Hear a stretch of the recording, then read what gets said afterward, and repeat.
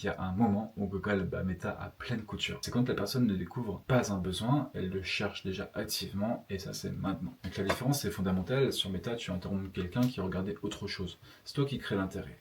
À partir de rien. Par contre sur Google, l'avantage c'est que c'est l'inverse, tu réponds à quelqu'un qui t'a déjà sophrologue près de chez moi, ou comment gérer mon anxiété. L'intention, donc, elle est déjà là, la personne lève juste la main toute seule. Et quand l'intention est déjà là, tout devient plus sympa, plus à convaincre que le problème existe. Elle le sait, et c'est pour ça qu'elle cherche. Tu as juste besoin d'une chose, être la bonne réponse au bon moment. Pour ça, deux éléments comptent, les messages de recherche, et ce que tu proposes correspond exactement à ce que la personne tape. Et la page sur laquelle est-ce qu'elle arrive, est-ce qu'elle confirme en quelques secondes, ou elle dit plutôt tu es au mauvais endroit. Tu es au bon endroit, tu es au mauvais endroit. La page doit toujours confirmer la publicité. Et c'est là que beaucoup laissent filer des gens qui sont prêts à acheter. Pense à cette personne qui tape un soir comment gérer mon anxiété dans sa vie. Donc elle cherche de l'aide, là, c'est tout de suite, et si tu n'apparais pas à ce moment-là, elle ne t'attend pas. Elle clique simplement sur quelqu'un d'autre. Pas parce qu'il est meilleur que toi, pas parce qu'il a plus d'avis sur Google, mais parce qu'elle était là, cette personne-là, au moment où elle cherchait. Donc je te garantis pas que Google va remplir ton agenda. Par contre, quand la demande existe déjà dans ta zone, c'est souvent le levier le plus direct qui existe. Alors il y a l'objection, mais Google c'est technique, et en plus c'est cher. Alors pas forcément.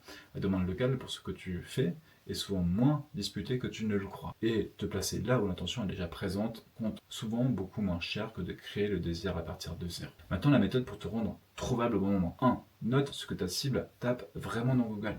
Sophrologue, ensuite tu mets ta ville. Comment gérer mon anxiété? Arrêter de fumer, ensuite tu mets toujours ta ville.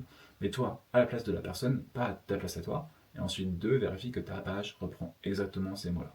3. Assure-toi que le haut de ta page confirme tu es au bon endroit en une seconde.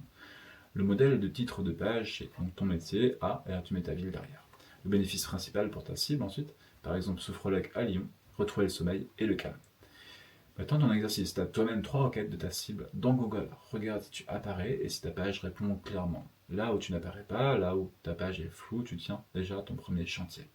Alors maintenant pose-toi la question, est-ce que les gens cherchent déjà ce que tu fais? Est-ce que les gens cherchent déjà ce que je fais? Et si oui, ta priorité maintenant c'est d'être trouvable au moment exact où les gens cherchent et que la page, surtout qui les accueille, leur dise en une demi-seconde, oui c'est exactement ici que